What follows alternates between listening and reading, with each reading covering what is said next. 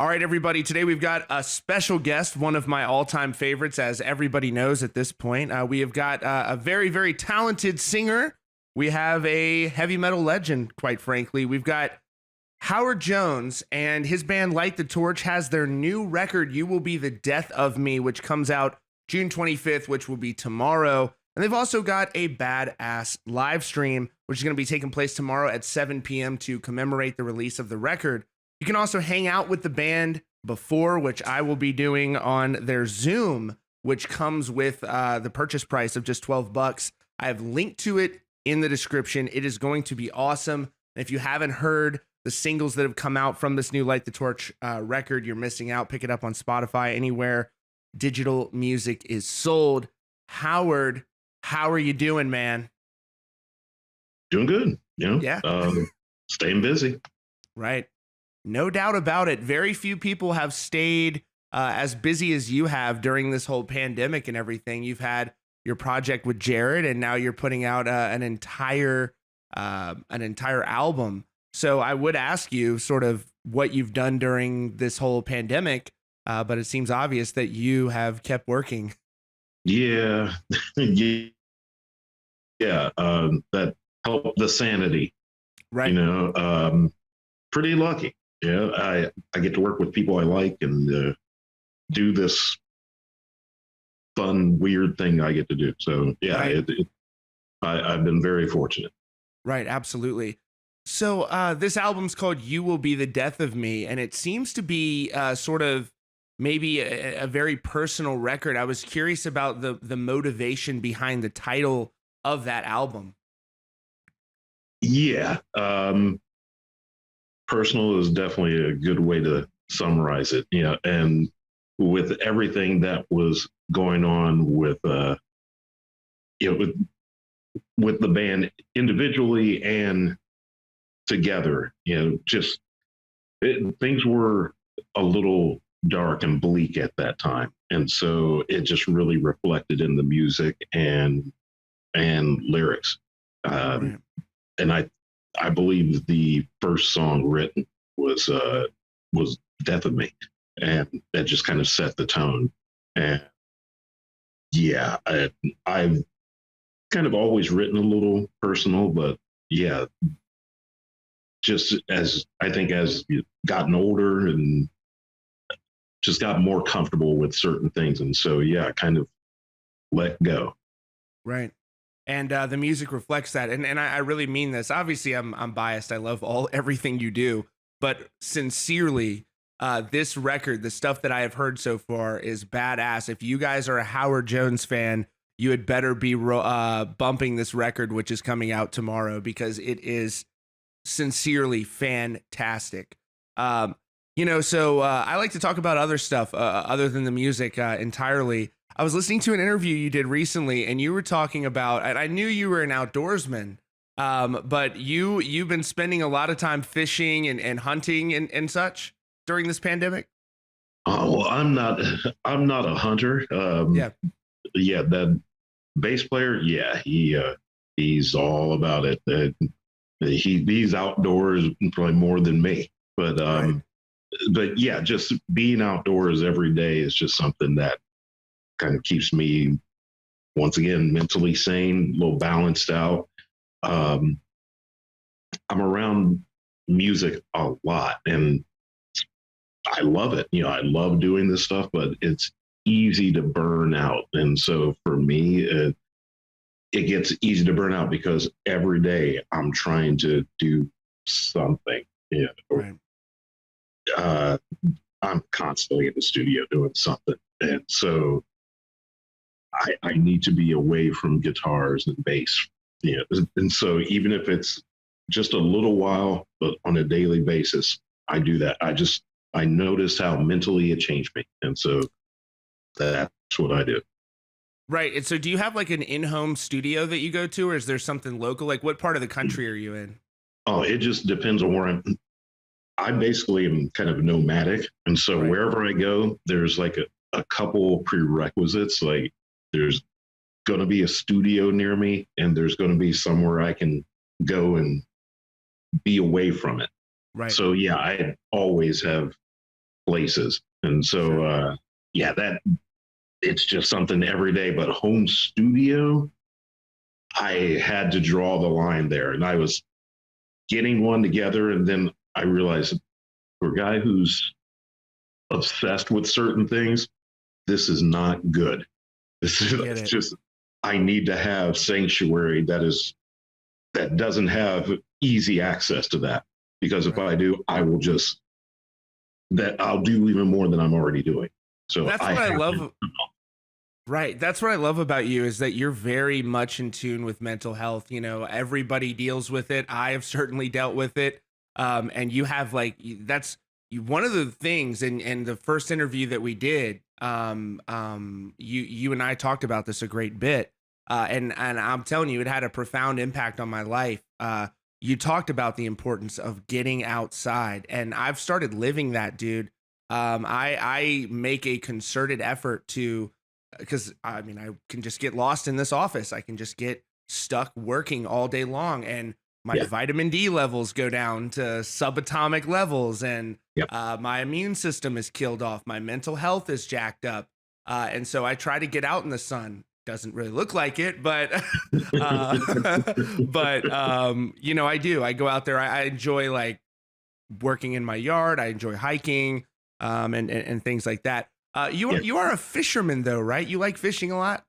Yeah. Oh, I love it. Yeah. I just haven't gotten a chance to do it much lately. Right. I mean, I'll still go out, you know, like every day. So if I'm in the woods somewhere, I'm having a great time. It's just, I haven't had a chance to throw some bait into the water, and it's coming. I think I'm going to do that here real soon. Good. Just trying to finish up a few things. Yeah. Yeah.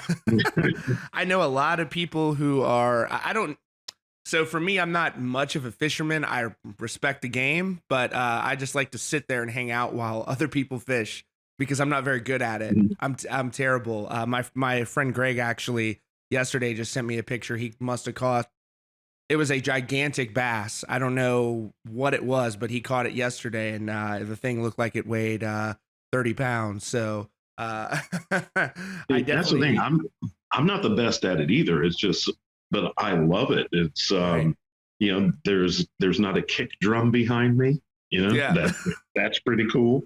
You know, you know, I'm not screaming unless something's grabbed the line. You know, so that's kind of nice. You know, so it's just the piece behind it. I don't know, it changes how I think.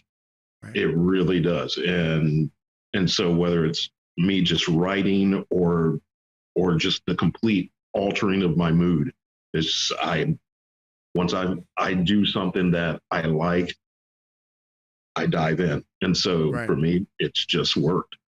Right. You have like a and this is very similar to me. Correct me if I'm wrong, but is it sort of like an obsessive type personality where you will, if you find something you love, you'll almost do it too much? You know, you'll like immerse yourself in it, and you have to shut yourself.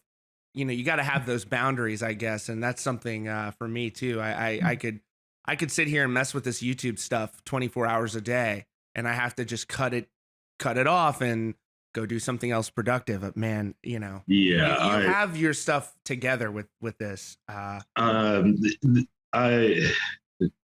I guess I can exercise some restraint when it comes to certain things, but that thing, for me, it's just like certain things that appeal to me. It will be, you know, what I have to withdraw from. You know, it's like I know nothing about computers and the internet, so it's like that's not that much of a thing for me. Even though, you know, video games, that used to be a serious thing. You know, but the amount of time that I was spending on, you know, Elder Scrolls, it's like, this isn't good. You know, I love it. You know, it's just you throw about 150 hours in it so that you find everything. Yeah, it's like, that's cool, but this doesn't help me in any way. Dude, my brother, I remember him specifically telling me, like, this, because, you know, Elder Scrolls came out a while ago now. and which they're due for another one, which Yeah. you stay away from it. Yeah. That could be a problem. He told me, he was like, dude, if I sit down and play Elder Scrolls, like I could just lose days at a time. He was like, I have to tell myself, okay, that's enough. Yep. Because the game is just so addicting. And Yeah. are there any other games that you were really into?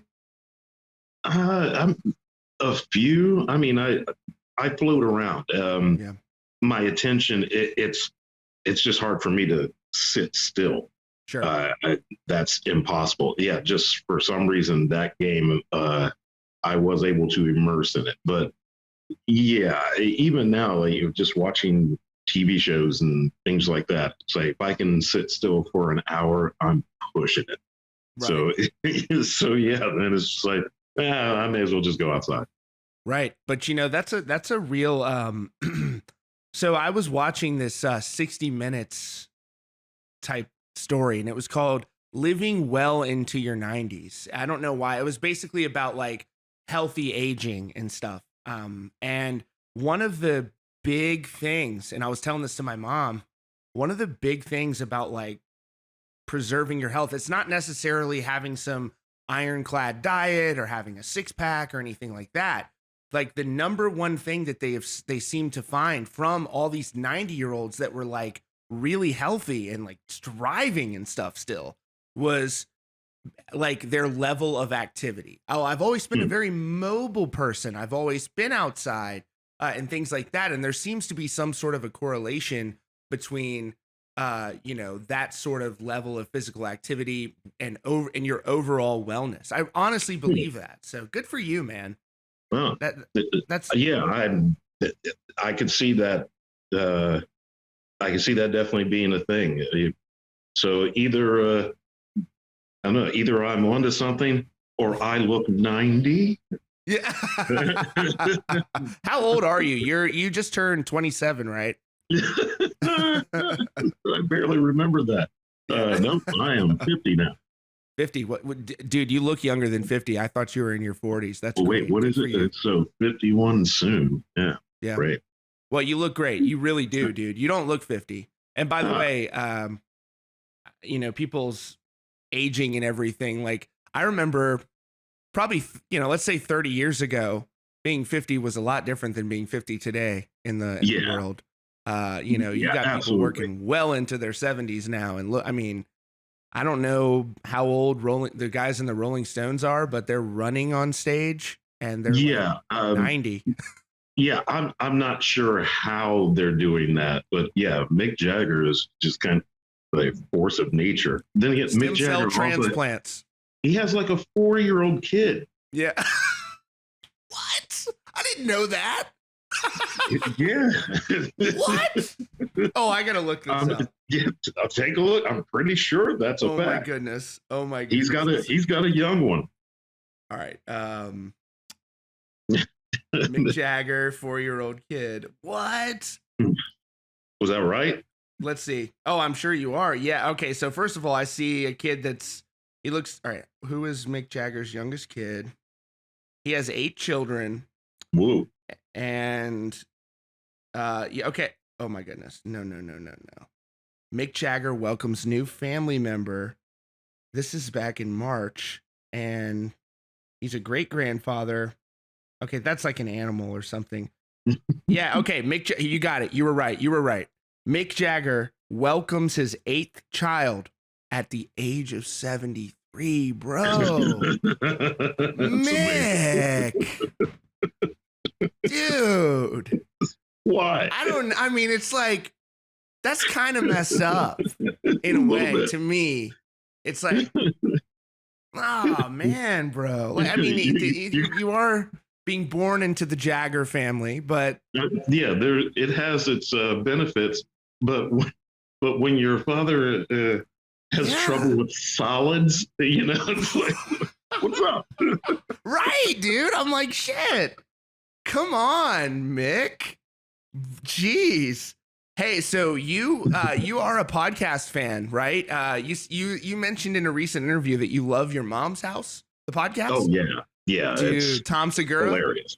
Yeah. Tom Segura and Christina P. They're hilarious together. They're So good. hilarious by themselves, but together that podcast is pure nonsense. Dude, I am a wrestling fan. I'm a wrestling fan. I know you like wrestling too. Obviously, you had a theme song, but dude, his thing on wrestling when he makes fun of wrestling. If anybody out there hasn't seen it, Google Tom Segura Pro Wrestling. It's one amazing. of the funniest things I have ever seen of him making fun of. And then again, I'm a fan. I know what he's doing. And there were so many people that got so mad about that. Did. And it just went right over their head. It was just so good. You're a stand-up fan? Oh, yeah. Yeah. Me too. I love going to see stand-up. Yep. It's, just my managers have gone to go watch a bunch of stuff. It's just a great way to lose yourself for a while. Right. And I laugh very loud, so that's fun. Right. So who are some of your favorite stand-ups right now? Wow. I went to see just before everything got shut down, I went to see Colin Jost and Michael Che. And, see Tracy Morgan. Went to see Sebastian Maniscalco. A bunch of them. Have you heard the story about Tracy Morgan? I don't remember what comedian was telling it. I think it might have been Bill Burr or something.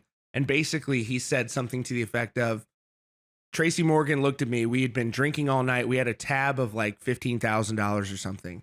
And Tracy Morgan gets into a fight with one of the bouncers. And the bouncer goes and kicks him out. And it's this whole insane thing. And Tracy Morgan, immediately after the bouncer like throws him on the curb and he gets up off the ground, he's like, and that's how you get out of a $15,000 tab. He's crazy, dude. No, I hadn't heard that, but that sounds about right. Yeah. What a legend, dude.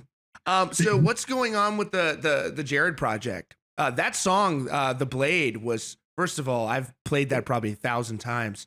I don't know if you've seen the numbers it's doing on YouTube, but it's been extremely well received, which who could have seen that coming, of course.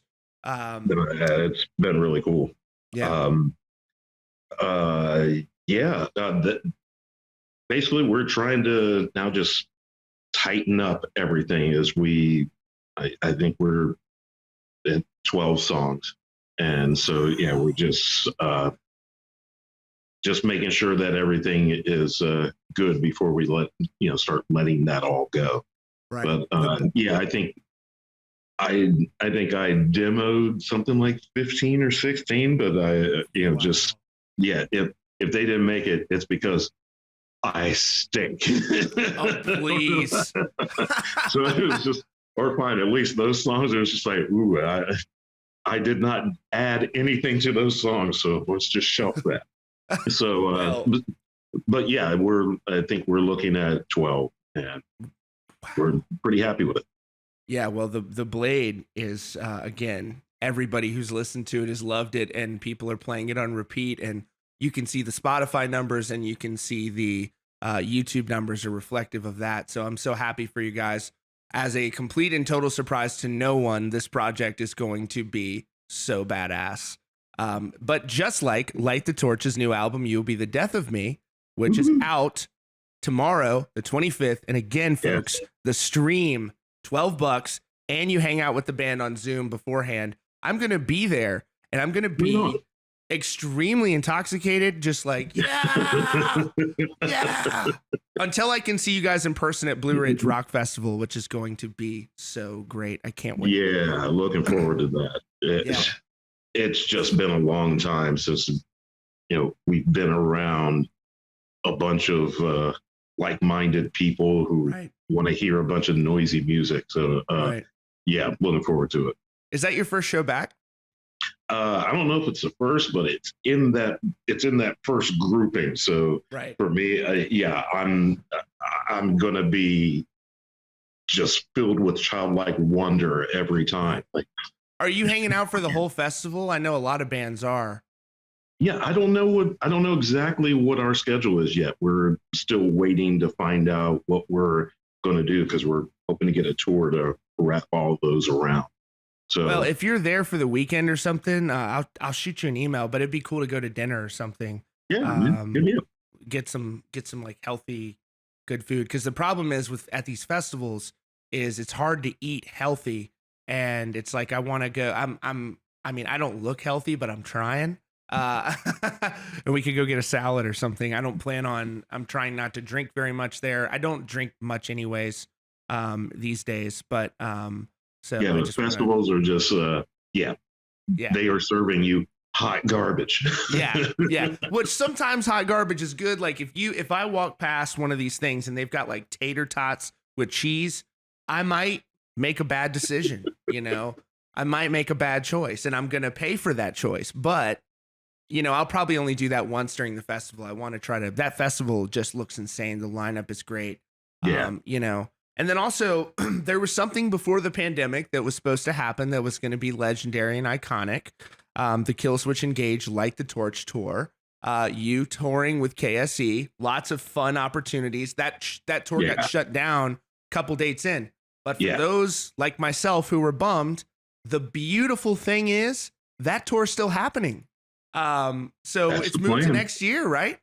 Yeah, that's the plan is trying to resume this in 2022. So yeah, it's going to be massive.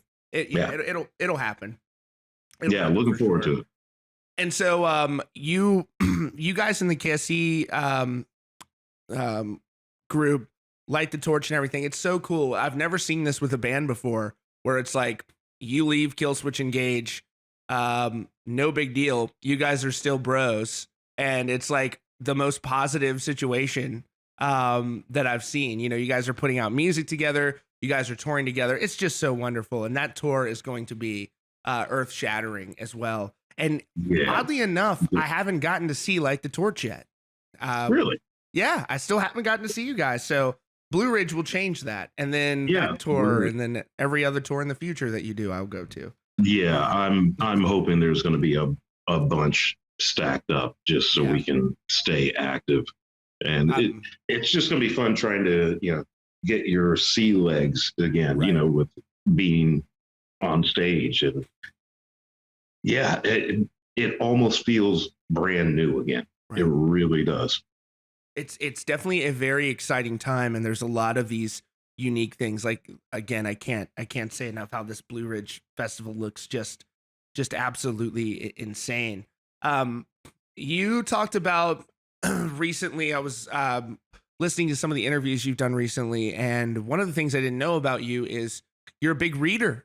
You read. I don't even know how to read, but I was curious about what I was curious about what books you've been reading lately. I'm kidding. I do read. But it was still funny.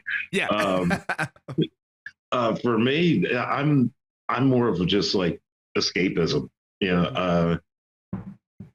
It's like real life is very chaotic and sad. So it's like if you give me a Stephen King book, I'm in it. Give me a James Patterson book. Hey, I'll read it. I like pure entertainment. Actually, right now I'm just kind of reading / listening to the Meg series. Just about the megalodons are still alive. Right. They're not. But there's like a whole series of books on them, and so that's what I've been into. Right. Yeah, it takes me a long time to piece it together because just sitting still is hard. So if I'm listening to it, then I can just keep moving. Yeah. I do audiobooks too, like Audible and all that. I'm a huge proponent of that. I'm really into the sort of the nonfiction stuff. Like I like to, this is one topic, and I try not to bring all this stuff up because I seem like a crazy person, but this is a subject that these days is not crazy. And I'm talking about UFOs. What is your position on everything that's going on? I am obsessed with this right now. My position. Probably I don't care. Hey, that's good. It hasn't changed anything. It's like, Right. All right, prove what they are, and okay, Right. cool. Yeah, but I don't really think much about it. Right. Well, I do. I spend too much time thinking about it, It's and weird. I think it's yeah. I think it's a very. I just think it's a. I don't know what it is. Who the hell knows what it is? But it, Yeah. it could be some foreign. It could be some foreign technological advancement. But no matter what it is, it's scary that these sort of vehicles are just operating above, military bases with impunity, and they're almost taunting them on a regular and recurring basis. Dare I say, with increasing frequency. And those are facts. So the facts alone are wild and crazy. So it's a very interesting situation that I feel like it just doesn't get enough attention.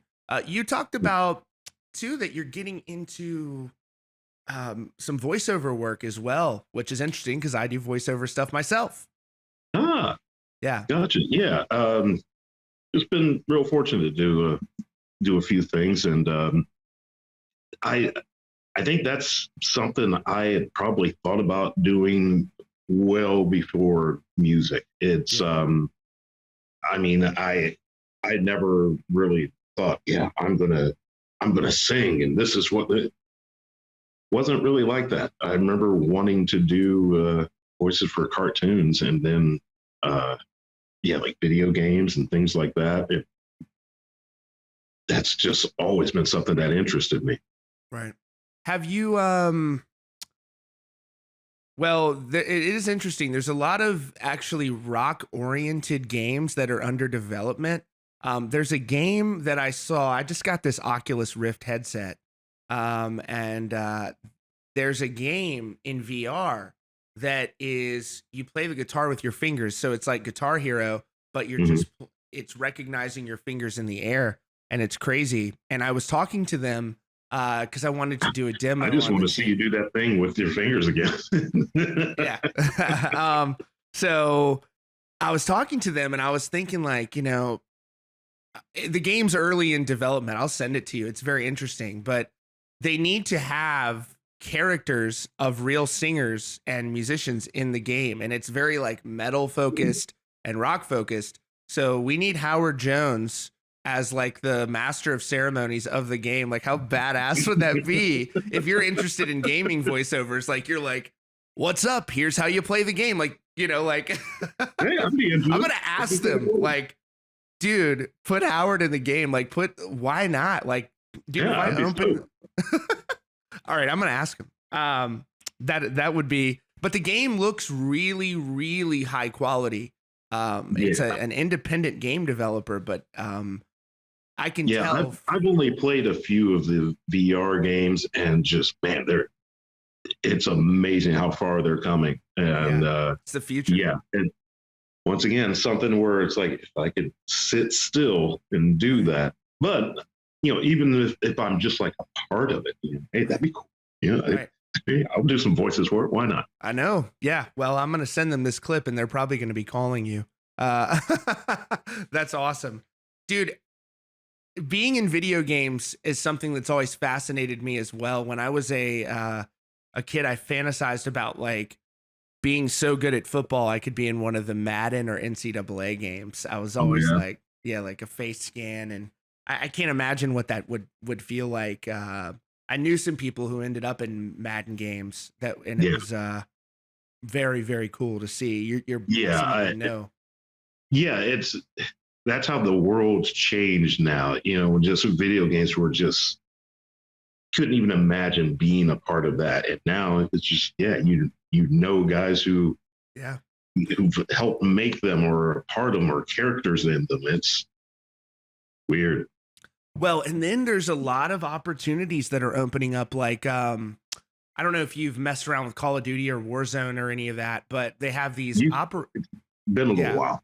So there's this new business model, it seems, where they have these operators, and every week they release these new operator characters that you can buy, and they've started doing them based on real people. So they did Die Hard, or not real people. Oh, the Die Hard was real to me. Yeah, John McClane is a real person. Oh, he's a retired police officer and he's a hero. Have you heard the story of Nakatomi Plaza?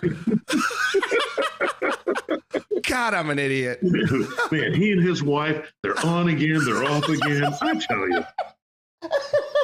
Oh man, and that officer, whatever his name is, he was a hero. And he down there, he knew something was going on, and he saved so many Americans with that.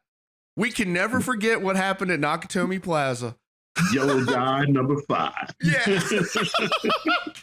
Yes, dude. We need to do like a dramatic script reading of the Die Hard film. Oh, that's great. It's still a great movie. It is a fantastic movie. It is. Do you think it counts as a Christmas movie? It most certainly does. Yeah, I think so too. Yeah, I mean, it's barely, but yeah, yeah. I've definitely made. Oh, Christmas movies are on. Yeah, put on Die Hard. Yeah. Oh, hell yeah. What's your what are some of your? Or are you an action film guy? Like, what type of films do you like if you watch them at all? Oh yeah.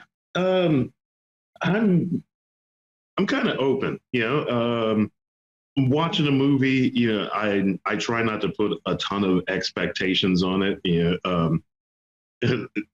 especially because how much explanation can you get out of a 2-hour movie? Right. So, I'm just going to try to enjoy it. So yeah, I'm pretty much open. Anything. Has there any movies that like, are you a documentary guy? Are you like a sci-fi guy? Is there anything you prefer, or you just watch anything? Yeah, it just depends on what just kind of piques my interest at the moment. Sure. But yeah, I'll watch a documentary. I definitely love sci-fi. I love anime. I love action movies. I love all that. Love a good fantasy. All that stuff. Anime, dude. Anime is blowing up again.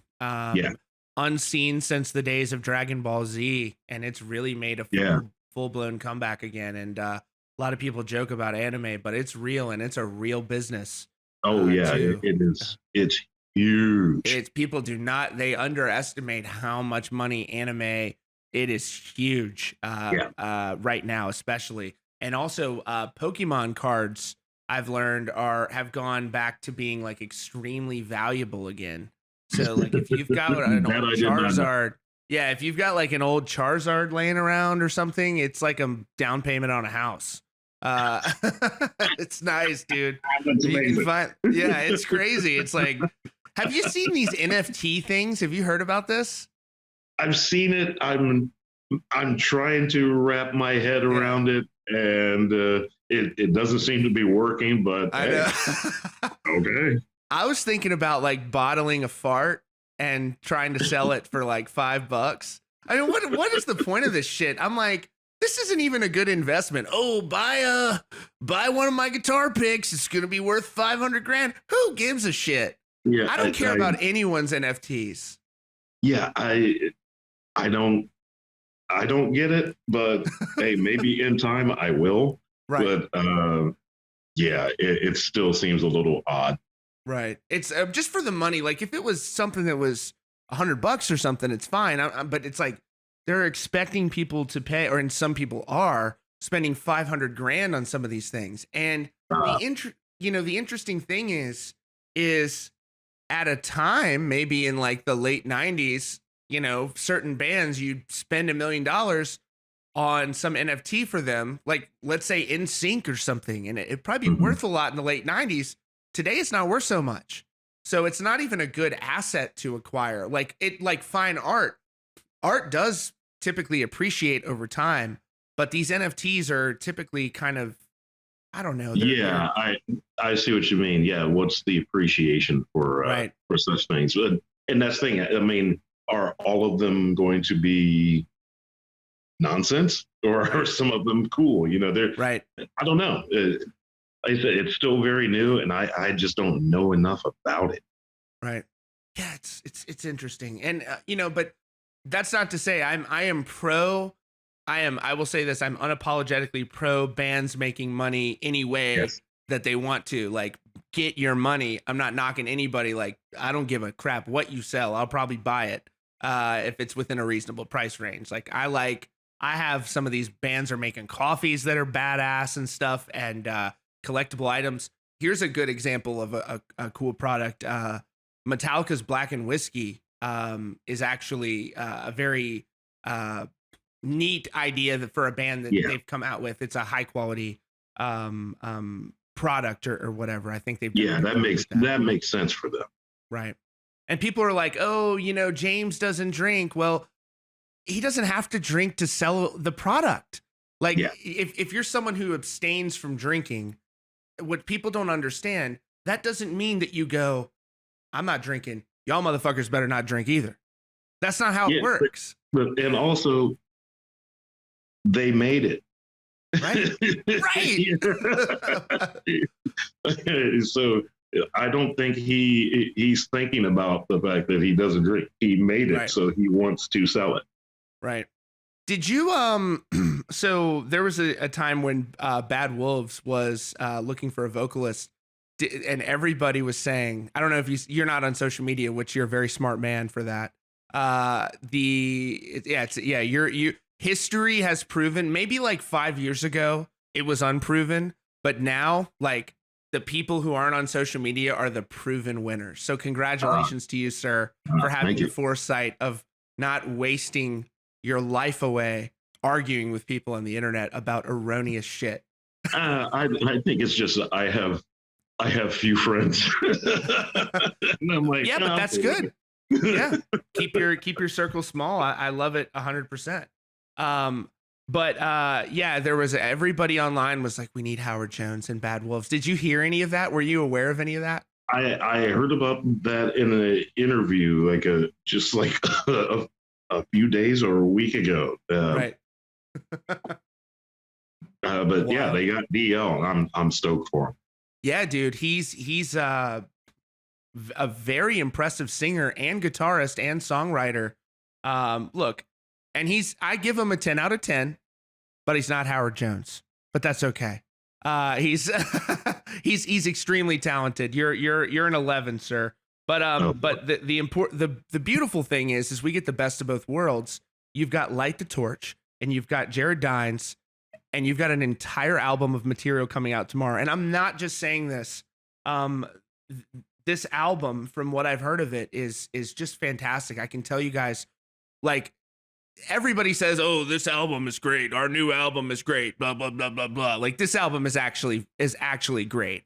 For you guys, yeah. Well, it's great. And I have like a Spotify thing where I'm able to play music on the Spotify show, and I'm gonna be bumping the hell out of it tomorrow. And then all the streams that it gets counts towards your streams. It's a neat feature by Spotify, actually. So if I, for some, I don't on Spotify, I do on YouTube, but if it was to get 1 million listens on Spotify, you get 1 million listens on your band's music. It's a really cool feature. Wow, that's pretty cool. So I'm going to be pushing that on the Spotify show as well. Right on. So when you're spending time outdoors, are you camping or anything? Is that something you do? I know you kind of hike a bit. Yeah. I haven't got to go camping in a while.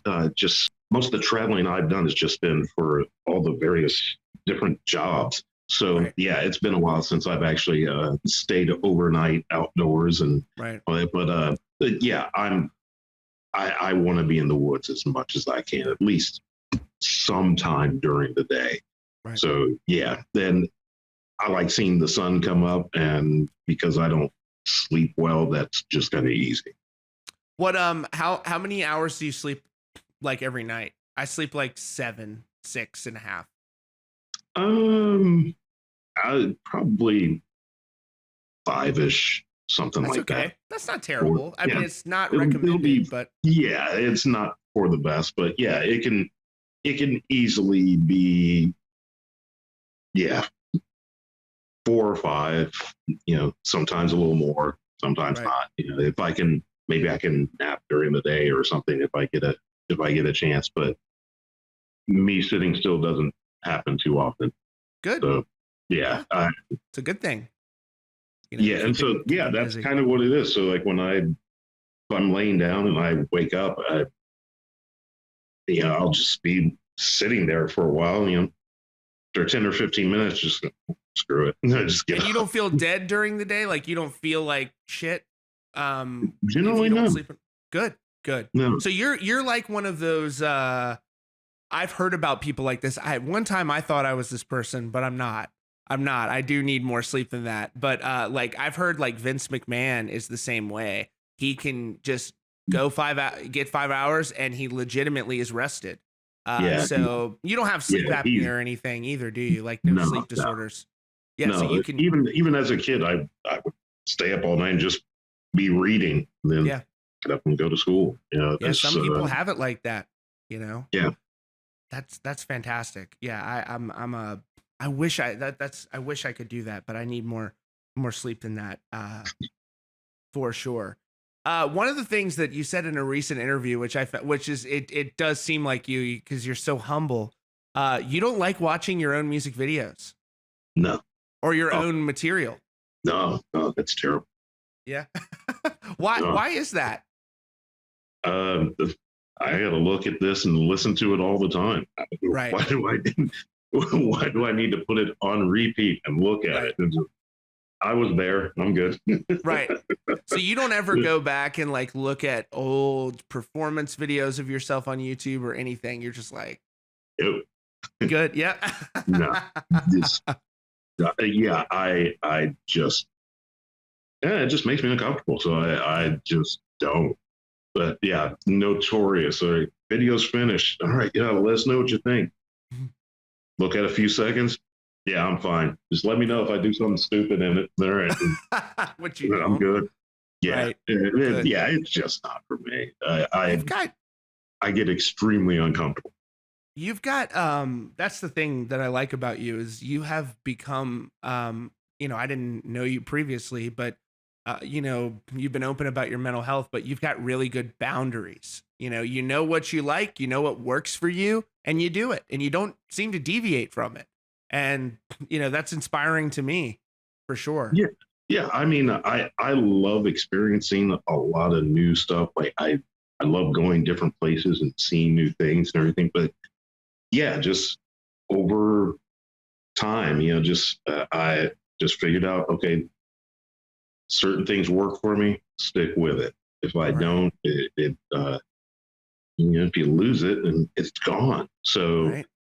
for me, I just consistency seems to be a very good thing in my life. So Yeah. that's just something I try to do. Right. And if it ain't broke, don't fix it. Yeah, Um, and that's just me. I don't. I try not to tell anyone to live the way I do, and it's just I'm able to live a little differently than most people. I have some freedoms, right. just yeah, and I mean, I'm just constantly in a different part of the country doing something weird. And most people don't get to do that. So it's just Right. like I don't want to give a ton of advice, but for me, it's just yeah, I make sure there's certain things that stay consistent because it's easy to lose it. Right. On tour, your life is so weird and unorganized. So I like keeping a sense of structure, and that helps. I have always the touring aspect is very interesting to me because I have gone and I know obviously people who tour, and it seems like for me personally, at least for a prolonged maybe 2 weeks or something is one thing, but it seems I don't like to leave home a lot or be gone for prolonged periods of time. Some people have varying like takes on this, and I just want to preface it with not when you're on stage, not when you're with the fans and having a great time, but the 23 hours around the day. Does that suck? Some people like it. Other people are like, I don't like it. What's your take on that whole thing? It can suck, but also for me, it's one of those things where I need to fill the time and use my brain for something. Yeah, I wish I could sit and play video games all day. When you're out on tour and everything, I can't do that. Right. I will go insane. And and honestly, I would just get bored. And even as fun as it is, eventually I need to do something else. So for me, it's just staying active, doing other stuff, and a lot of it can be work for me. So I love my job, so I'll do a bunch of different stuff involving my job, but I just need to pull away from it because I do get obsessed. So me too. That's where being outdoors and doing the things I do work. It's just finding what works with all that free time, because that can suck you in. And so for me, I'm constantly doing something, because not having anything to do, that'll kill you. Right. Yeah, absolutely. And so like if you come into, do you try to like hit a trail or something, or do you even have time to do that if you when you're on tour? Like, what does your day look like as it pertains to like the non-typical stuff like sound check and stuff like that? Is there time for you to get out and run, walk, or anything like that? Yeah, it just depends on what the day is and where I'm at. Yeah, I'll find somewhere, or even if I'm even if I just put headphones in and I'm just in the neighborhood, it's like I'm going to get away from everything. Right. So I'll find a way to lose myself for a little while. It's just for me, it's to be totally immersed in music every day, 24/7. It's just not great. I need to have some sort of balance. And then when I am that way, I can attack music and do a bunch of stuff and it doesn't kill me. Right. The thing that's so interesting to me about talking to you is you're like a guy who is a very normal dude with sort of an extraordinary talent. And I wonder, is it weird to you?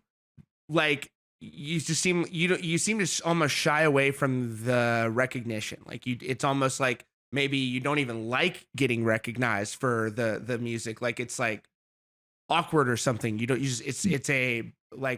It's weird, which I get that too on a much smaller scale. Like I just want to put shit on YouTube and like, I'm not trying to get an award. I know. So like, is that something? Cause I'm like, I tell people I'm talking to Howard Jones today, and like my friends, like my buddy Mark, he's like, shit. Like everybody's like pumped. People are such a fan of you. Is that weird to you? Yes. Yeah. Very. Yeah. I mean, I like what I do, but I'm not drawn to the attention outside of it. Right. I don't know. I truly love what I do. Then when I walk away, I'm just like, okay, I'm good because I put everything into it. But I definitely try to separate. So for me, it's awkward. I'm not like this. I'm not like the most social guy. So it's all. I'm very fortunate, but it is weird. Yeah. When just the attention and everything is. I don't know what to do with it. It's weird. Do you get recognized in public a lot? It happens. Yeah. And it's always at like a random like completely like, I'm in Starbucks. Like, Yeah, that's pretty much where that happens. That yep. definitely happens.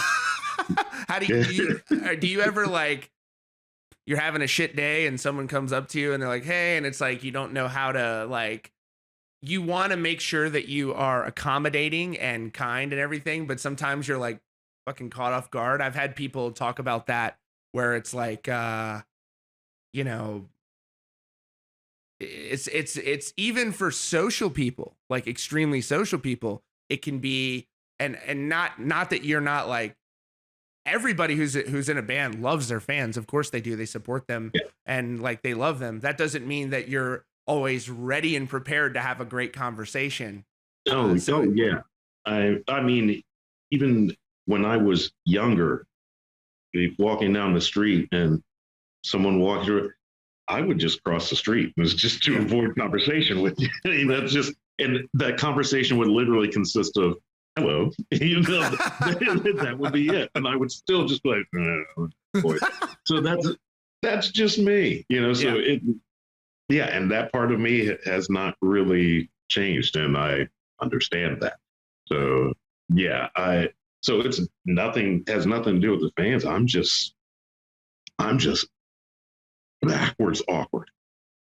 I don't think you're awkward, but I can definitely tell that you're not like, I can tell that you don't revere the recognition. You're like, it is, which is, again, it's certainly better than you being 110% into it. It would be weird if you were like, yeah, I am the fucking man. Tell me more about me. Yeah. Yeah, no thanks. Dude, you are just such an interesting guy, and it's just, I don't know. I love how grounded you are, and I think you think you're awkward, but to me, it comes off as you're so humble, and you have a good balance of your life, and in some ways, you remind me of like of Joe Rogan, because Joe Rogan is this guy who he's this extraordinary podcaster. I think you're an extraordinary musician. And he does not like talking about his success. He's just like, ugh, I'm just a normal guy who got this fucking $200 million deal, I don't like talking about that shit. He seems, he seems to do that. So what are the plans? Is it fair to say that we could have some Light the Torch dates in addition to these festivals coming up? Are you guys planning some stuff? Yeah, we're definitely trying to find some touring to wrap around these festival dates. Right. I mean, those by themselves are great, but we definitely want to try and do some more stuff and good. Yeah, start supporting the album and really just what you can actually do now. When was this album done? Do this. Yeah. When did you guys do this record? Did you hold on to it through the pandemic? We actually finished it. Okay, well, we started the August Burns Red Killswitch tour, did 2 shows, and then pandemic shut it down. Right. We had literally finished recording our parts, I think maybe 2 or 3 days before that tour started. So we had just finished, and so then once everything shut down, we just took all that time to edit, mix, and master. Right. Good. So which actually took a lot longer than we thought. So we didn't sit on it as long as we thought we would be. A lot of the time we were really working on it. Right. Well, it's certainly reflected in your in the music. And so the record "You Will Be the Death of Me" is out. If you're listening to this, this interview will probably come out later today. So that would put this at tomorrow, June 25th, tonight at midnight. The new record is out. "You Will Be the Death of Me" from Light the Torch. And you can get that on Spotify, Apple Music, wherever music is available. It's going to be on YouTube. You should really listen to it everywhere. And you should also put it on repeat when you go to sleep at night, too. Why not? And then this is important. And I like this model too. I want to ask you about this. so during the pandemic, this new trend of these live streams are coming up, and I like them when it comes to what you guys are doing. I like the way you guys are doing this because number one, you get the pre-Zoom hangout, which I thought was brilliant. For $12, you can hang out with Howard Jones. You'll spend $12 anyways, getting fucking Starbucks. Why not spend it hanging with Howard Jones and get Starbucks? So, and then you get the show, and then you can put it on your TV in your living room. I just love, there's no replacement for live music, obviously. No. There never will be. It's just a magical experience. But could you see doing these for like album releases in the future?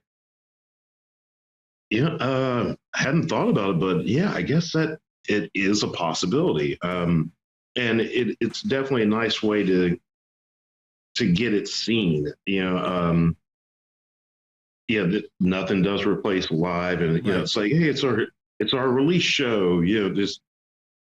That's always awesome. But this is, you can plot this out in a different way. So yeah, it has its benefits too. I could definitely see doing this.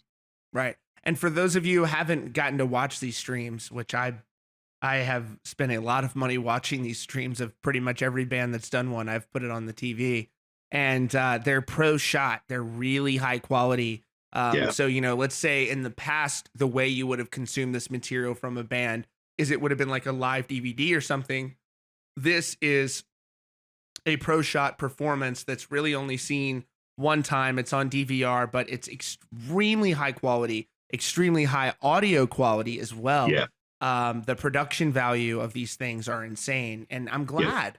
Yeah. So, for $12, you are getting if you're not doing anything tomorrow night, you should not go out to the bar. You shouldn't do any of that stuff. You should stay home and turn on your TV and turn on your surround sound and turn it up so loud the neighbors call the cops, and just really enjoy that stream. It's only $12 as well. Calling.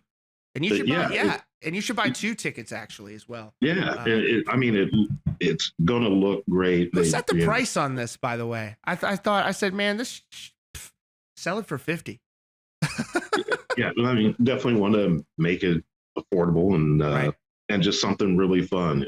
It's just been a while since we've been able to put out in music, so here we go. Right. Well, Howard, I could talk to you for freaking 10 hours, man. You're such a fascinating guy, and it's always an honor to talk to you. But the last thing I want to say, I want to drive the point home. You'll Be the Death of Me is out tomorrow. Light the Torch. Spin this record. I just want, for those of you who are not familiar with Light the Torch, it's got the heavy vocals, it's got the heavy music, it's got the angelic singing that we know and love from Howard Jones. It's got the insanely catchy hooks. It's got everything you want from a heavy sort of metal and then also an active rock record. It's just fantastic. And I love to hear that. We've got the Jared Dines. We've got a lot coming from Howard Jones. So I'm so thankful that you're continuing at the age of 32 years old to be continuing is what you look like. I like these bingo numbers that are just coming up. Yeah, That's amazing. But Howard, it's always a pleasure, man. I would love to just talk to you anytime. Anytime you want to come on here and just talk about anything, like if you want to talk about aliens, race cars, anything, any weird hobby that you have, dude, just come on here. If you want to just come on here and play checkers or something one time, Connect 4 on Zoom. Wow, Connect 4. Yeah, dude. We can do that at Blue Ridge. It's going to be such a fun time. It's going to be like a big family reunion of bands. Absolutely. And cookouts and I've talked to so many people. It's just going to be such a great positive weekend. Of just fellowship and fun. Oh wow! But just having fans out and getting to just do our thing. Get that back and forth again. But also just seeing all the bands again. Just seeing Right. Everyone that does what we do, and everyone was in the same position where we're just sitting there waiting. It's going to be there's going to be a lot of high fives, maybe a little hand sanitizer, and more high fives. Yeah. Right.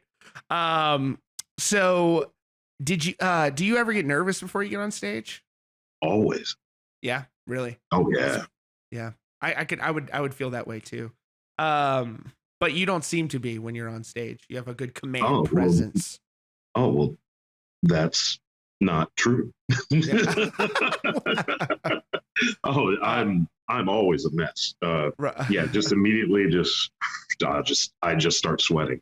So yeah, before the first song even starts, I'm already sweating. Have you ever had this is something I'm curious about with musicians too, is have you ever gone on stage and had to use the restroom in the middle of a set? No, I don't think so. I definitely once had to run off stage, vomited in the toilet, then came back and kept going. Oh my God. Yeah. Took some meds. It's just I had gotten sick on tour and got a prescription, took them, and it was just upsetting my stomach. I was like, oh no. I took these on an empty stomach and got through the song, and I was like, be right back. Grew up. Dude, if I was in a band on tour, I would probably wear like a Bubble Boy suit, because I've heard of like terrible, like I wouldn't want to shake anybody's hands respectfully, just because of like, not because of COVID in general, but I've seen so many people get like random viral infections, and then they have to perform. Like you don't want to lose the money, and you don't want the fans to lose the enjoyment. So you just power through it. And it's like, dude, I'm such a wuss with that kind of stuff. It's amazing that you can puke and then go back on stage. You know, I'm taking 3 days off if I'm puking. Yeah. That was when I was touring with Mark Morton, and I had to stay in the hospital in Canada. I got the flu, and I had a sinus infection, and I think I had walking pneumonia too. So it was, yeah, I had been performing for a very long time and just had been ill, but then like it just got worse and worse. And yeah, that was just bad.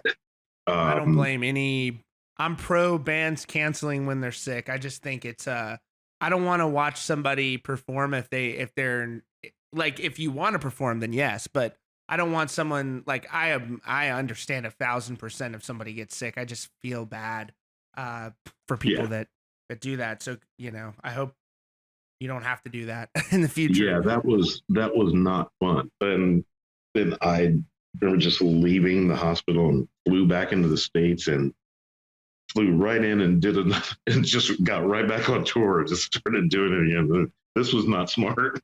Right. Dude, I would bring the doctor out on stage and be like, listen, guys, he's got the flu, so you're going to get about 15% today.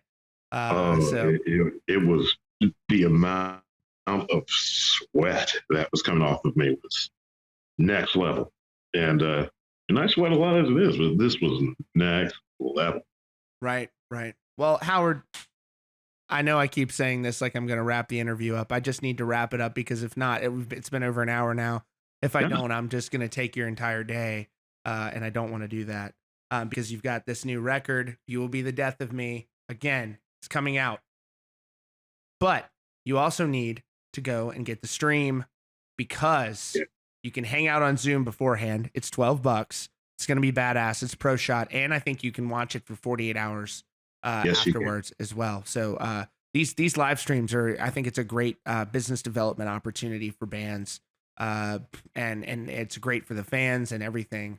I would just love to see every band that has these. I think it works great in the future as an album release type show. Yeah. The only thing that I think that that bands could do to improve it a little bit, which is why I love what you guys are doing, is adding interactivity to it. So you guys are already spot on. Whoever came up with that Zoom idea, that's just brilliant. Yeah, I'm not sure whose idea it was, but it's like, hey, that's a good idea.